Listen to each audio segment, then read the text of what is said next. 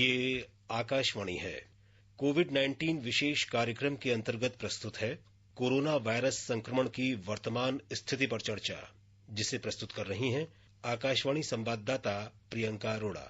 इस कार्यक्रम में आमंत्रित विशेषज्ञ हैं स्वास्थ्य विशेषज्ञ डॉक्टर नरेंद्र सैनी।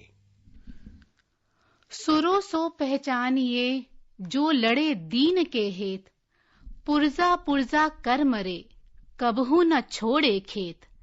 जी हाँ, असली शूरवीर वही है जो दीन की, दुखियों की सेवा करता है। ऐसे ही शूरवीर हैं हमारे डॉक्टर्स, नर्सेस और अन्य चिकित्सा कर्मी जो अपनी जान की बाजी लगाकर हमारी जान बचाने के लिए डटे हुए हैं। हमें भी पूरी हिम्मत रखते हुए उनका साथ देना है, सम्मान करना है और नियमों का पालन करना है। नमस्कार, कोरोना श्रृंखला के विशेष कार्यक्रम में आज मैं हूं आपके साथ प्रियंका अरोड़ा और आपके सवालों के जवाब देने के लिए हमारे साथ हैं इंडियन मेडिकल एसोसिएशन के पूर्व महासचिव डॉक्टर नरेंद्र सैनी। नमस्कार डॉक्टर। प्रियंका जी नमस्कार। स्वागत है आपका कार्यक्रम में। जी डॉक्टर, सबसे पहले आरंभ करते हैं और यही पूछते हैं कि जैसे देश में संक्रमितों की संख्या 70,000 के पार हो गई है, बहुत तेजी से वृद्धि हो रही है लगातार। ऐसे में डॉक्टर्स और जो सभी चिकित्सा कर्मियों पर बोझ कितना बढ़ गया है और क्या हमारा मेडिकल स्टाफ इसके लिए तैयार है? देखिए, मैं सारे मेडिकल प्रोफेशन की तरफ से ये कह सकता हूँ कि हम सभी लोग तन मन से पूरे 24/7 आवर्स काम कर रहे हैं ताकि हम जो हमारे भारतीय हैं, इंडियन लोग हैं, हम उनकी सेवा कर सकें और इस बीमारी से निजात पा सकें। और मुझे पूरी उम्मीद है जिस तरीके से हमारे मेडिकल कम्युनिटी के लोग काम कर रहे हैं, हम इस कार्य में सफल होंगे। जी निसंदेह। और मैं लोगों को और बताना चाहूंगा कि यदि आप कोरोना वार्ड में जाएं तो जो हमारे मेडिकल लोग हैं, जिसमें नर्सेज हैं, डॉक्टर्स हैं, सफाई कर्मचारी हैं, जिस तरीके के कपड़े पहनने पड़ते हैं उस वार्ड में जाने के लिए, उसको पहनकर 1 घंटा भी बैठना बहुत मुश्किल काम होता है। लेकिन वो जिस तरीके से वहां पर 7-7, 8-8 घंटे की ड्यूटी करते हैं, इवन अपना जो नॉर्मल रूटीन, यदि यूरिन करने भी जाना हो तो उसमें नहीं जा सकते, तो ये बहुत ही अच्छा काम वो लोग कर रहे हैं और लोगों को उसको अप्रिशिएट करना चाहिए। जी हाँ, उनके जज्बे को हम सलाम करते हैं। और अगर देखा जाए तो हम आम नागरिक कितने आश्वस्त रहते हैं कि अगर हमें कुछ हुआ तो हमारे कोरोना योद्धा, हमारा मेडिकल स्टाफ, डॉक्टर्स, नर्सेज हमें बचाने के लिए हैं। पर जब ये योद्धा खुद ही जख्मी हो रहे हैं, कोरोना की चपेट में आ रहे हैं, और अगर देश में पहले ये स्थिति है कि 1445 लोगों पर एक डॉक्टर है, तो डॉक्टर्स को बचाने की पर्याप्त व्यवस्था है क्या और उन्हें और क्या एक्स्ट्रा सावधानी रखनी चाहिए?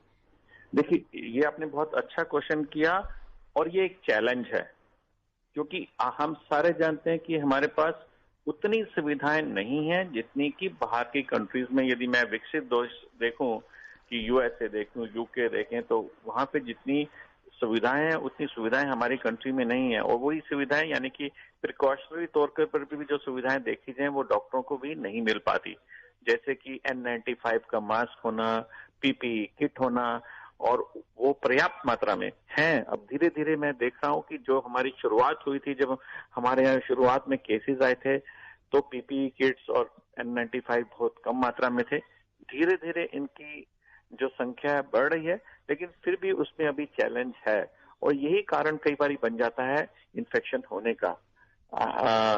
हैंड सैनिटाइजर होना, N95 मास्क होना, पीपीई किट का होना, जब ये चैलेंज होता है तो ये इन्फेक्शन होने के चांसेस बढ़ जाते हैं।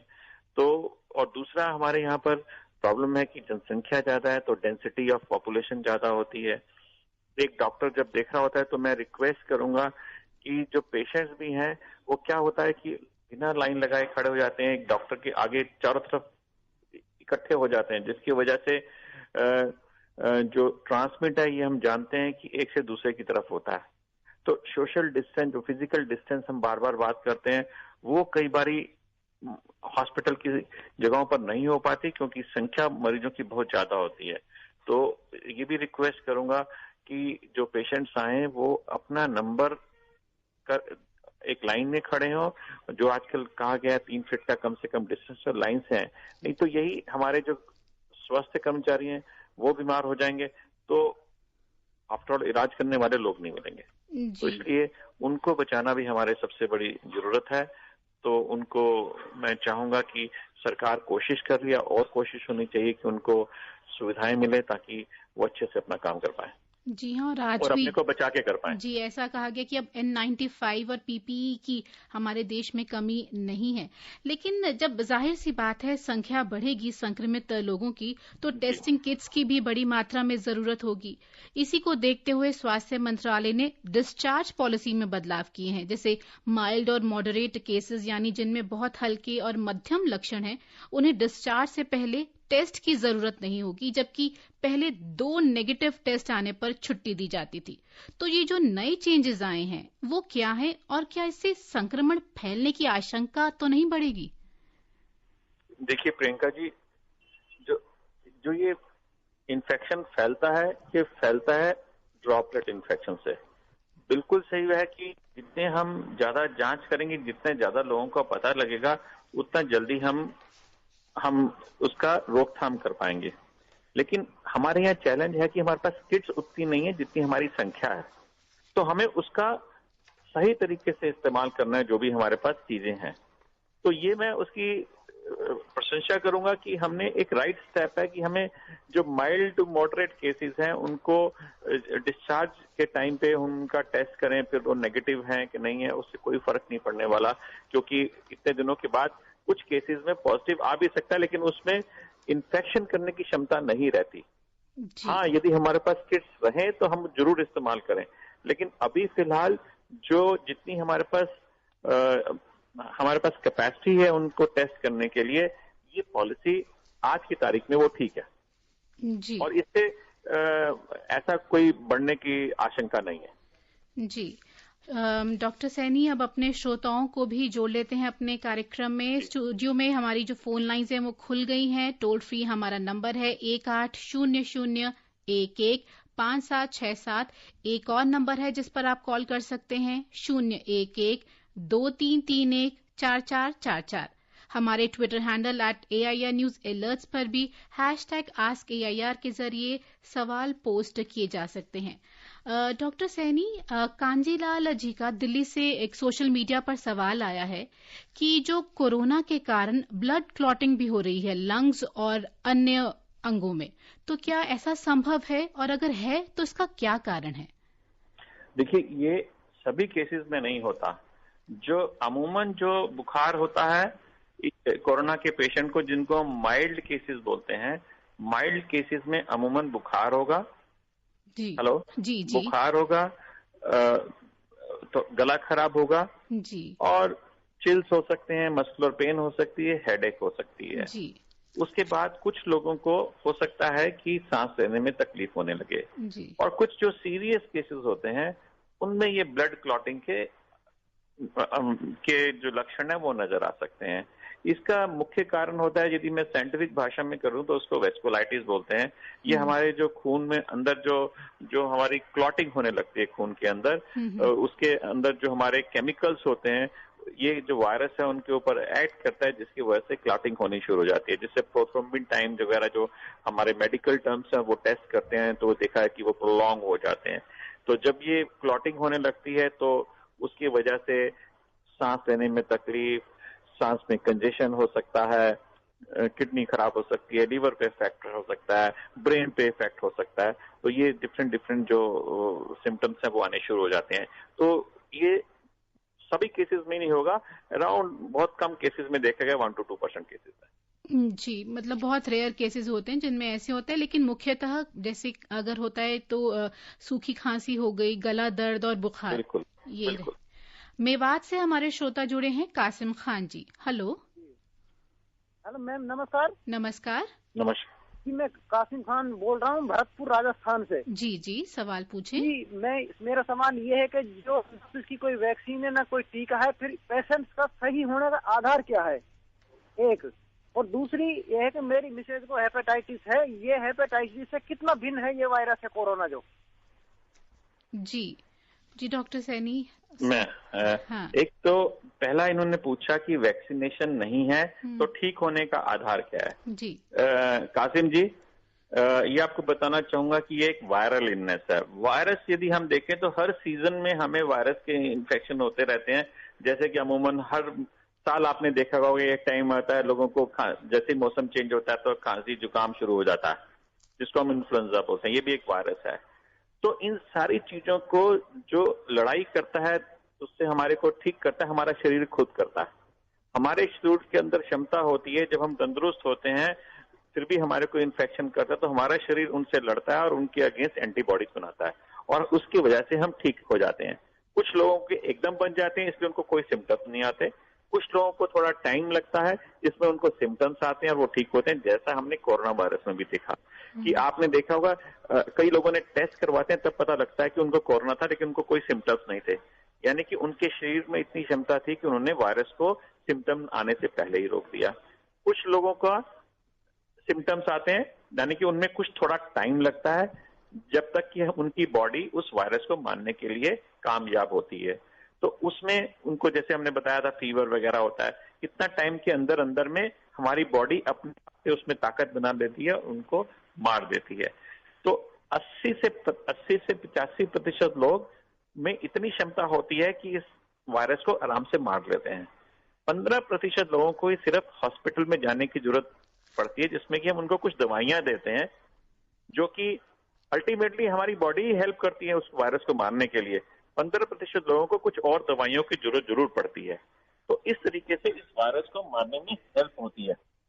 तो ये इसका कारण है। तो बिल्कुल से जब वैक्सीनेशन बनता है तो वैक्सीनेशन हमारी बॉडी में इम्यूनिटी लाता है, यानी कि एंटीबॉडी जो टाइम लगता है उसको भी खत्म कर देता है। तो वायरस के अंदर जैसे मुझे वायरस ने अटैक किया, यदि वैक्सीनेशन है तो मेरे अंदर ऑलरेडी एंटीबॉडीज होंगी तो मेरे को वायरस को मार देंगे। जैसे कि इसका उदाहरण है, जिन लोगों को अब हो चुका है, जो इस बीमारी से ठीक हो चुके हैं, उनको अब दोबारा यही वायरस अभी इतनी जल्दी से अटैक नहीं कर पाएगा क्योंकि उनके पास इसके अगेंस्ट के अंदर एंटीबॉडीज हैं। जी। दूसरा क्वेश्चन मैं इनका समझ नहीं पाया कि वो क्या कह रहे थे। उनकी वाइफ को हेपेटाइटिस है तो कितनी आशंका रहती है? देखिए, हेपेटाइटिस एक अलग वायरस है, ये एक अलग वायरस है जी। आशंका जैसे एक आम आदमी को है कि एक से दूसरे से होना, इनको भी है, लेकिन इनके लिए थोड़ी सी ज्यादा होती है क्योंकि हेपेटाइटिस बी के पेशेंट यदि बिल्कुल ठीक है तो जैसे आम आदमी को होती रहेगी, लेकिन थोड़ा बहुत भी यदि इम्यूनो कॉम्प्रोमाइज हैं, थोड़ी बहुत इम्यूनिटी उनकी कम है तो उनकी आशंका ज्यादा है, थोड़ा सा ज्यादा होगी। लेकिन होने के बाद इनमें जो इम्यूनिटी वायरस के जल्दी मल्टीप्लाई होने के चांसेस ज्यादा होते हैं। इसलिए ये लोगों को ध्यान रखना चाहिए कि ये लोग घर में रहें। अपनी जो हेपेटाइटिस बी की यदि उनकी कोई दवाई चल रही है तो वो दवाई लेते रहें और डिस्टेंस मेंटेन रखें ताकि ये अपने आप को इस वायरस से बचा सकें। बाजार वगैरह में ज्यादा ना जाएं इस वक्त जी। तो लबोलबाब यही है कि आपको अपनी इम्यूनिटी, रोग प्रतिरोधक क्षमता स्ट्रांग रखनी है और खासकर किसी को बीमारी है तो उन्हें खास ध्यान रखना है अपना। एक और श्रोता जुड़े हैं नांदेड़ से, हौशा जी। हेलो जी। हेलो, नमस्कार। नमस्कार तय जी, सवाल पूछिए। हाँ जी, मैं हौसा जी बात कर रहा हूँ जी, HUA से जी है जी। तो ये जो आप जो कोविड के बारे में पूछना चाहता हूँ मैडम जी। तो कोविड के जो टेस्ट होते हैं तो वो किसी तरह के टेस्ट होते हैं, हमारे को जरा समझ कर बताइए। जी जी डॉक्टर जी। ओशा जी बोल रहे हैं? ओशा जी, हौशा जी। वाह ओशा जी, ये जो टेस्ट होता है, अभी तो एक ही टेस्ट जो हमारे पास अभी है उसको बोलते हैं हम पीसीआर होता है कि उसके अंदर के मॉलिक्यूलर टेस्ट को बोलते हैं। मॉलिक्यूलर टेस्ट होता है, ये नाक से नेजोफरेंजियल स्वैब होता है, नाक के अंदर से स्वैब लिया जाता है या गले से स्वैब लिया जाता है, या इसके अंदर जो यदि किसी को बलगम आ रही हो तो उसका बलगम से स्वैब लिया जाता है, या लंग किसी के फेफड़ों में यदि पानी हो तो उसका निरीक्षण किया जाता है। तो ये टेस्ट जो है ये एक अंदर से जो कीटाणु होता है उसके लिए टेस्ट होता है जिसको मॉलिक्यूलर टेस्ट बोलते हैं। अभी फिलहाल में हमारे पास एक और टेस्ट भी है जिसको हम एंटीबॉडीज टेस्ट करते हैं, ये खून से लिया जाता है। तो अभी खून वाले जो टेस्ट हैं अभी बहुत ही कम जगह पे सरकार ने इसको अनुमति दी है। अभी जितने भी टेस्ट हो रहे हैं वो हमारे स्वैब टेस्ट होते हैं, जिसको कि मैंने जैसे बताया नाक से, गले से या थूक से लिया जाता है। ये रैपिड एंटीबॉडीज जो टेस्ट हैं और इनमें जो पीसीआर टेस्ट है, इनमें क्या खास फर्क रहता है बेसिकली? हाँ, मैं जो आपने जो रैपिड एंटीबॉडी टेस्ट है, ये जो अमूमन जो टेस्ट है ये जो है 7वें 8वें दिन के बाद पॉजिटिव होगा पेशेंट को। जो शुरुआत में जो पॉजिटिव होता है वो हमारा एंटीजन टेस्ट होता है, जिसको हम बोलते हैं पीसीआर टेस्ट जी। जो एक हम दूसरा है कि पीसीआर जो है हम वायरस के ऊपर देखने के लिए कर रहे हैं कि कितना वायरस है, तो इसलिए सबसे स्पेसिफिक टेस्ट है। यदि ये पॉजिटिव है तो मतलब कि ये पेशेंट को है। और जो एंटीबॉडी टेस्ट जिसको आप रैपिड टेस्ट बोल रहे हैं, ये हमारा बॉडी का रिएक्शन है जी, कि हमारी बॉडी ने किस तरीके से उस वायरस को मारने के लिए काम किया है, तो उसका रिस्पॉन्स देखते हैं ये जी। तो दोनों में ये फर्क है। तो जो एंटीजन टेस्ट है, पीसीआर टेस्ट है, शुरुआत में पॉजिटिव आएगा और जब तक पेशेंट को एक्टिव डिजीज है तब तक वो पॉजिटिव रहेगा। और जो एंटीबॉडीज रैपिड टेस्ट है वो 8वें 9वें दिन के बाद शुरू होगा, इससे शुरुआती दिनों में एंटीबॉडी टेस्ट करने का कोई फायदा नहीं होगा। तो शरीर में एंटीबॉडीज बनेंगी वायरस से लड़ने के लिए, अगर वो बनती है तभी पॉजिटिव होगा। हाँ जी हाँ, बिल्कुल सही। जौनपुर से राजधर मिश्रा जी जुड़े हैं हमारे साथ। हेलो। हाँ नमस्कार मैडम। नमस्कार सर, राजधर मिश्रा, जिला जौनपुर, उत्तर प्रदेश से बोल रहा हूँ जी। सर मुझे पूछना है कि जो कोरोना वायरस है, जो रोगी ठीक होकर घर पे आ रहे हैं तो लोग उनसे इतना दूरी बना रखे हैं कि हमें कहीं ना हो जाए, डर रहे हैं मैडम। तो मैम कितना सही है, मतलब उनको क्या दोबारा सिम्टम हो सकते हैं क्या, दूसरों को उनको संक्रमित हो सकते हैं क्या? जी जी डॉक्टर, ऐसी आशंका रहती है कि अगर एक बार किसी को कोरोना हो गया है, ठीक हो गया है, तो दोबारा हो जाए। राजधर मिश्रा जी, ये लोगों की बहुत ही गलत सोच है। जिनको कोरोना हो गया है वो तो रादर, और उनको डिस्चार्ज तभी किया जाता है जब ये समझ लिया जाता है कि ये इसके अंदर से वायरस खत्म हो गया। यानी कि वायरस खत्म हो गया मतलब ये दूसरों को बीमारी नहीं कर सकता। रादर ये तो जो वहां से डिस्चार्ज होके जा रहा है, रादर वो तो ज्यादा अच्छा व्यक्ति है, क्योंकि वो दूसरों को नहीं, उसको दूसरों से कोई नहीं हो सकता, ना दूसरों को फैला सकता है। उसके अंदर तो एंटीबॉडीज बन गई अब। तो ये बिल्कुल गलत धारणा है कि वो आदमी जो ठीक होकर गया है वो दूसरों को कर देगा।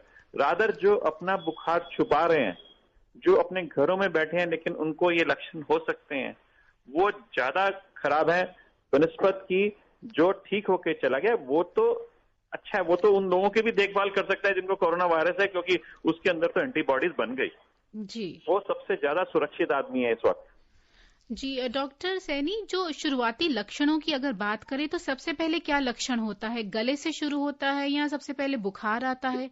देखिए, ये देखा गया है कि प्रियंका जी की 60 to 70% लोगों को बुखार होता है जी। 50 to 60% लोगों में सोर थ्रोट होता है। अब इसमें से कौन पहले होगा कौन दूसरा, कुछ भी हो सकता है जी। किसी को बुखार पहले हो सकता है और सोर थ्रोट बाद में हो सकता है, किसी को सोर थ्रोट पहले हो सकता है बुखार बाद में, लेकिन बुखार ज्यादा लोगों को देखा गया, क्योंकि ये कोरोना वायरस नोवल बोलते हैं हम, नोवल कोरोना वायरस। नोवल का मतलब है न्यू जी। हम लोग भी इसको अभी पहचान रहे हैं, मेडिकल कम्युनिटी भी इसको जान रही है पूरे विश्व भर में, क्योंकि सिर्फ 4 महीने से ये दुनिया में ये वायरस आया है। तो उसमें सबसे पहले सोर थ्रोट होगा या बुखार हो सकता है, दोनों में से कोई, लेकिन बुखार ज्यादा होता है। फिर कुछ लोगों में देखा गया कि यानी कि ठंड लगती है, कुछ लोगों में मस्कुलर पेन हो सकती है, सर में दर्द हो सकता है, और जब ज्यादा हो जाएगा तो चेस्ट पेन हो सकती है, सांस लेने में तकलीफ हो सकती है। कुछ लोगों में ये भी देखा कि जब किसी ने हमारे से क्वेश्चन भी पूछा था कि वेस्कुलाइटिस हो जाता है, कि उनमें क्लॉट पाए गए हैं, तो ब्लूइश कलर और लेशन ऑफ स्किन हो सकता है, लिप्स ब्लूइश कलर के हो सकते हैं। तो जैसे जैसे फिर धीरे धीरे जैसे जैसे उसकी सिवियरिटी बढ़ती जाएगी तो ये लक्षण आने शुरू हो जाएंगे। लेकिन कॉमन लक्षणों में बुखार, गला खराब होना, खांसी होना और मस्कुलर पेन और सर दर्द होना, ये इसके लक्षण है। नागपुर से हमारे साथ जुड़े हैं मोहम्मद इस्लाम जी। हेलो। हाँ जी नमस्कार मोहम्मद इस्लाम जी। जी, मैं नागपुर से बोल रहा हूँ। मेरे 2 सवाल ये कि पहला सवाल ये है कि लॉकडाउन तो 3रा चरण कंप्लीट होके आ रहा है और 4थे चरण की भी तैयारी चल रही है, मगर तादाद कुछ बढ़ती जा रही है। दूसरी बात ये है कि इसकी वैक्सीन वगैरह के बारे में कुछ बताया जाए कि आखिर ये कब तक कुछ इसकी कोई संभावना है या नहीं है? जी डॉक्टर, देखिए, एक आपने कहा कि केसेस बढ़ रहे हैं और लॉकडाउन हम बढ़ाएंगे कि नहीं बढ़ना चाहिए, जो मैं समझ पाया हूं। तो लॉकडाउन जो है, एक पूरे दुनिया में जो लॉकडाउन किया जाता है वो सिर्फ इसलिए किया जाता है कि हम उसका ट्रांसमिशन रेट को कम कर सकें, यानी कि लोगों में ये संख्या कम कर सके और अपने आप को प्रिपेयर कर सकें एज ए कंट्री कि हमारे पास जो जो सुविधाएं हैं, यदि कोई कमी हो रही है तो हम उसको पूरा कर लें। तो जैसे कि हमारे पास बेड की कमी है तो उसको पूरा कर लें, पीपीई किट्स की कमी है तो उसको पूरा कर लें, लोगों को इसकी बीमारी के बारे में समझा पाएं, लोगों को बता पाएं कि इसमें क्या क्या चीजों की सुविधाएं रखनी चाहिए।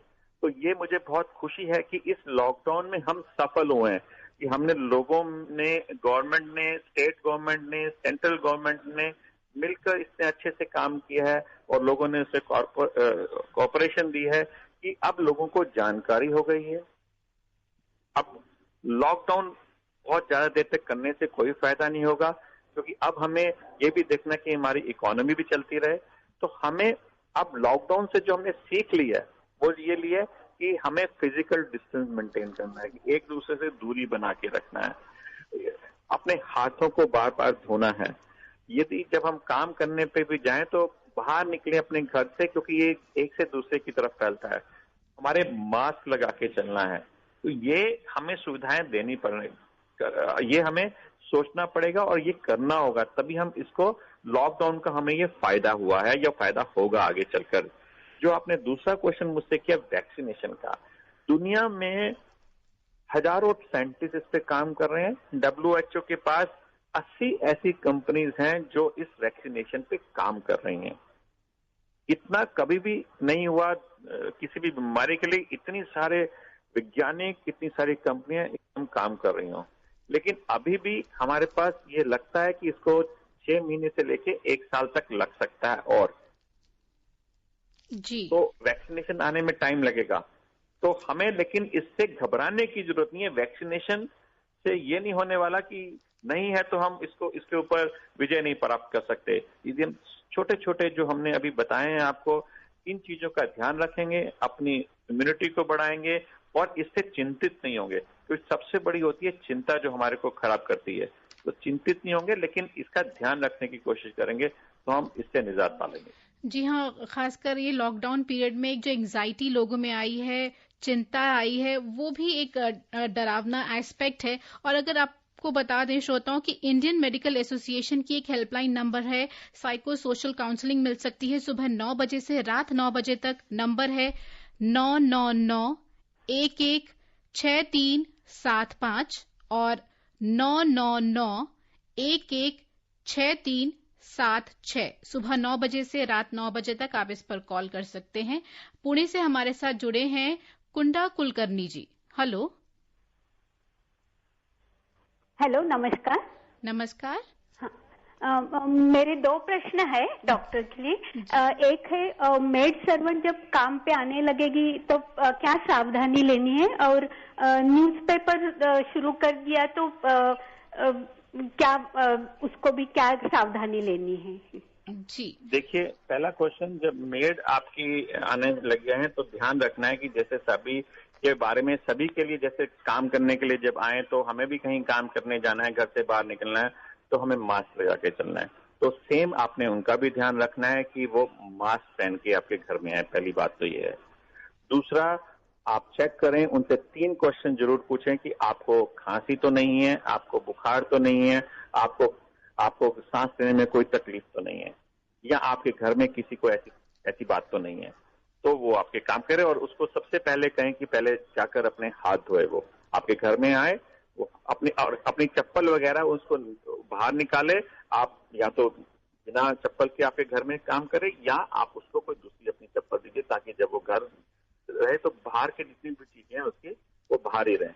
और आप फिर उसके हाथ धोएं और फिर उसको जो भी उसने काम करना है उसको काम कराइए। डॉक्टर, जो कपड़े हैं एक वो भी फोमाइट का काम कर सकते हैं, तो उसके लिए भी क्या एहतियात बरतें? देखिए, अब ये कई चीजें जो हैं वो करना संभव नहीं हो पाता, लेकिन अच्छी रहेगी यदि आप उसको एप्रन दे दें बाहर, जो कि एब्जॉर्बेबल, जो प्लास्टिक का एप्रन हो, जिसको आप उतार के वो उसको धो सके, या आप उसको यदि ऐसा कुछ संभव है कि आप उसके क्लॉथ कुछ दूसरे दे सकते हैं तो और भी अच्छा है, लेकिन नहीं तो उसको कोई एप्रन दे सकते हैं, जो आपने बिल्कुल अच्छा कहा, एप्रन दे सकते हैं तो वो दीजिए, ताकि आपको इन्फेक्शन को ना फैला पाए। न्यूज़पेपर्स का उन्होंने पूछा था, न्यूज़पेपर्स मंगवाने हैं। न्यूज़पेपर से ये देखा गया है कि न्यूज़पेपर से कोई आशंका नहीं है कि इससे कोरोना वायरस फैल सकता है, क्योंकि न्यूज़पेपर यदि हम देखें तो उसकी प्रक्रिया बनने की वो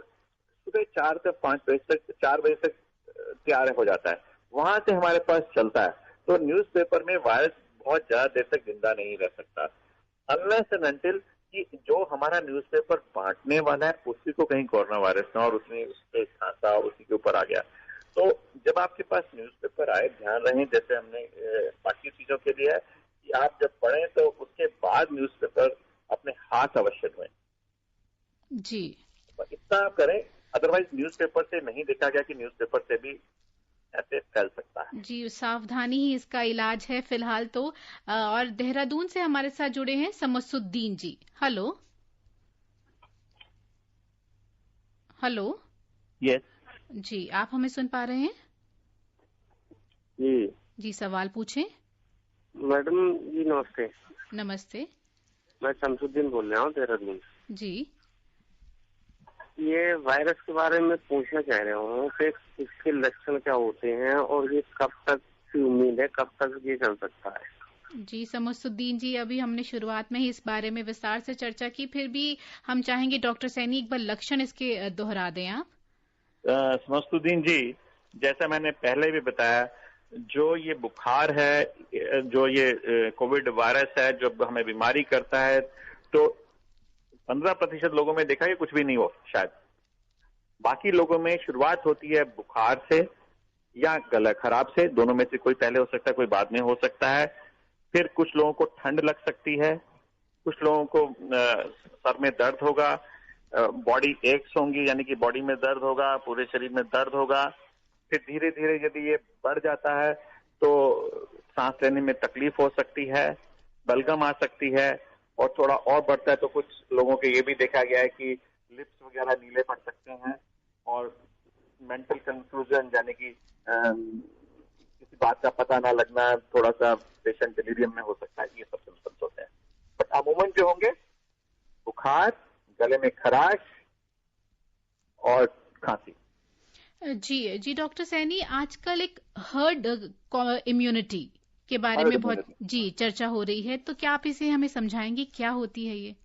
देखिए, हर्ड इम्यूनिटी का मतलब होता है कि जैसे हमने कहा कि जब हमें वायरस अटैक करता है तो हमारे अंदर उसको मारने की क्षमता पैदा होती है, जिसको हम इम्यूनिटी बोलते हैं। जी। तो हर्ड इम्यूनिटी का मतलब होता है कि किसी एक जगह पर इतने सारे लोगों को इम्यूनिटी पैदा हो गई कि अब वायरस को जगह ही नहीं मिली कि किसको अटैक करे। जी। तो ये देखा गया है कि यदि 70% लोगों को, 70 से 75% लोगों को किसी भी जगह पर रह रहे हैं, उनके अंदर ये इम्यूनिटी पैदा हो जाए। अब ये इम्यूनिटी 2 चीजों से पैदा हो सकती है, या तो पैदा हो सकती है उनको बीमारी हो जाए, वायरस ने अटैक कर दिया, या हो सकता है वैक्सीनेशन से। तो उसी तरीके से हर्ड इम्यूनिटी पैदा हो सकती है, लेकिन हम नहीं चाहेंगे कि अभी वैक्सीनेशन हमारे पास नहीं है कि अभी हम इतना हो जाए कि हमारे इतने सारे लोग बीमारी में आ जाएं और तब हर्ड इम्यूनिटी हो, तो हम नहीं चाहेंगे कि अभी हर्ड इम्यूनिटी की हम बात करें अभी। जी, फिलहाल आप जो हमारी जो नॉर्मल इम्यूनिटी है उसको ही मजबूत करें जी। जब वैक्सीनेशन आएगा तब हर्ड इम्यूनिटी की बात करेंगे, और किसी दुर्भाग्यवश इतने लोगों को इन्फेक्शन हो गया तब हम हर्ड इम्यूनिटी की बात करेंगे। जी। सहारनपुर से जुड़ी हैं मरियम जी। हेलो जी, नमस्कार। नमस्कार जी। सवाल पूछें। जी, मेरा क्वेश्चन ये है कि क्या कलौंजी का सेवन करने से कोरोना से बचा जा सकता है? जी, क्या कलौंजी का सेवन करने से कोरोना से बचा जा सकता है? कलौंजी का सेवन करने से ये बचाव करता है कोरोना संक्रमण से?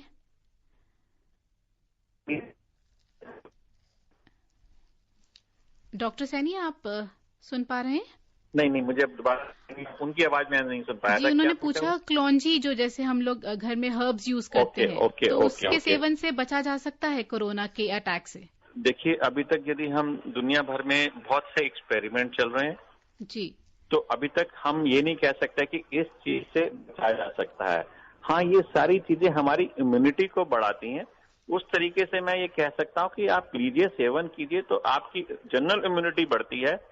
बट इसको ये समझ लेना कि मैंने ये पी लिया तो मुझे नहीं होगा, ये गलत फहमी होगी जी। अभी तक हमारे पास कोई ऐसी चीजें नहीं निकली जिसको ये कह सके कि हाँ इसको खा लेंगे या इसको पी लेंगे तो हमें नहीं होगा जी। पर जो जैसे कह सकते हैं जो घर के बड़े बुजुर्गों के नुस्खे हैं जो थोड़ी इम्यूनिटी स्ट्रांग करने के लिए, वो अगर आप चाहें तो ले सकते हैं। यस, बट उससे ये मत समझ लीजिए कि आप इससे बच गए और आप फिर जैसे मर्जी घूमे फिरें। जी, प्रिकॉशंस आपको लेने ही है side by side. Doctor Saini, गृह मंत्रालय ने जो सभी प्राइवेट क्लिनिक्स हैं, नर्सिंग होम्स हैं, लैब्स हैं, खोलने को कहा है, तो क्लिनिक्स को क्या प्रिकॉशंस लेनी चाहिए और क्या क्लिनिक्स खोलने के लिए बाध्य हैं अपने?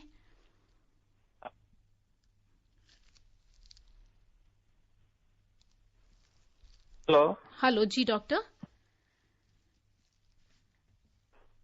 सैनी,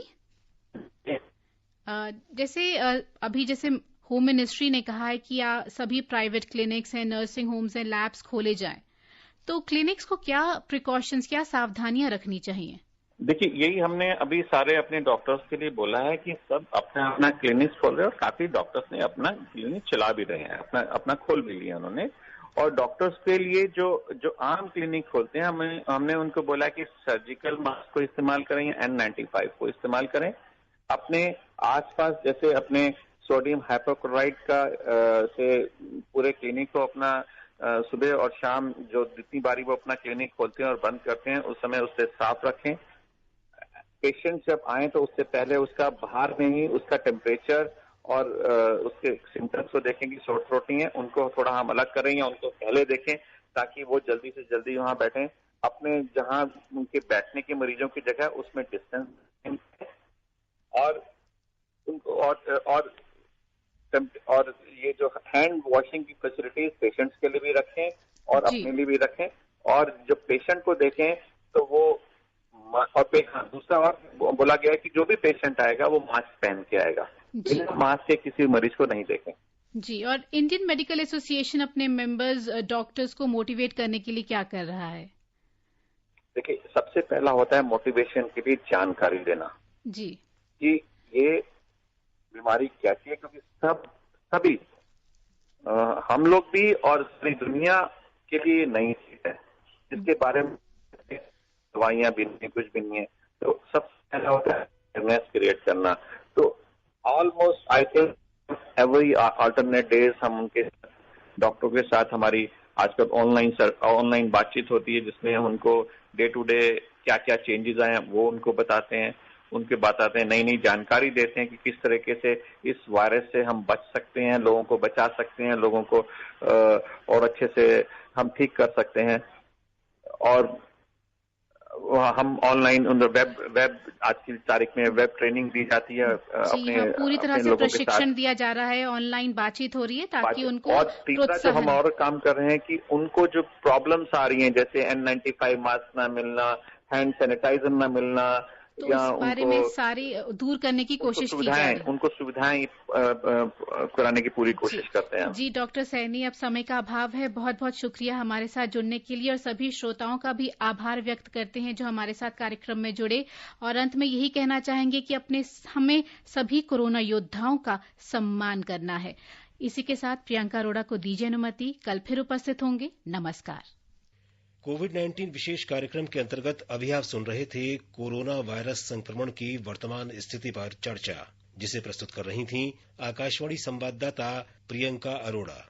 इस कार्यक्रम में आमंत्रित विशेषज्ञ थे स्वास्थ्य विशेषज्ञ डॉक्टर नरेंद्र सैनी। ये कार्यक्रम आकाशवाणी के समाचार सेवा प्रभाग द्वारा प्रस्तुत किया गया। इसे आप हमारे mobile app news on AIR पर भी सुन सकते हैं।